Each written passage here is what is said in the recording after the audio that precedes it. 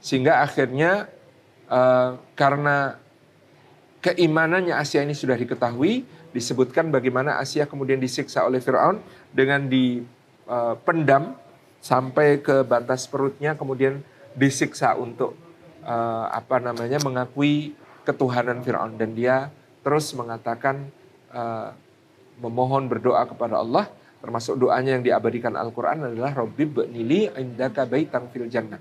Ya Allah, bangunkan untukku di sisimu sebuah rumah di dalam surga. Ini doanya Asia ini tepat pada saat itu kemudian ditampakkan dalam penglihatannya bagaimana istananya kelak dalam surga, dan pada saat itulah ruhnya dicabut untuk dimasukkan ke dalam istana surga seperti yang dia minta kepada Allah Subhanahu wa taala. Kalau kita perhatikan doanya Asia ini doa yang sangat menarik, karena Asia ketika itu mengatakan, ya Allah, perhatikan urutan doanya, bangunkan untukku di sisimu sebuah rumah di dalam surga. Jadi bukan bangunkan untukku sebuah rumah di dalam surga di sisimu, bukan. Tapi bangunkanlah untukku di sisimu terlebih dahulu. Ini akan menjadi kaidah dalam ucapan orang Arab, pilihlah tetangga sebelum memilih rumah.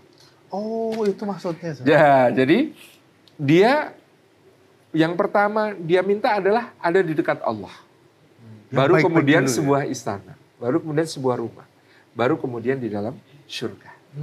Jadi ini menunjukkan sebuah kemuliaan, ya sebuah kecerdasan dari seorang Asia yang dia minta untuk menjadi berada di sisi Allah terlebih dahulu, baru kemudian minta dibangunkan rumah di dalam surga. Jadi Asia yang begitu Musa alaihissalam mendapatkan risalah, langsung kemudian mengimani risalah tersebut setelah sebelumnya mengikuti agama Nabi Ibrahim, Nabi Ishak dan Nabi Yakub, ya, kemudian akhirnya gugur karena keimanannya, mempertahankan keimanannya, dan ini bisa menjadi suri teladan bagi semua wanita beriman bagaimana seorang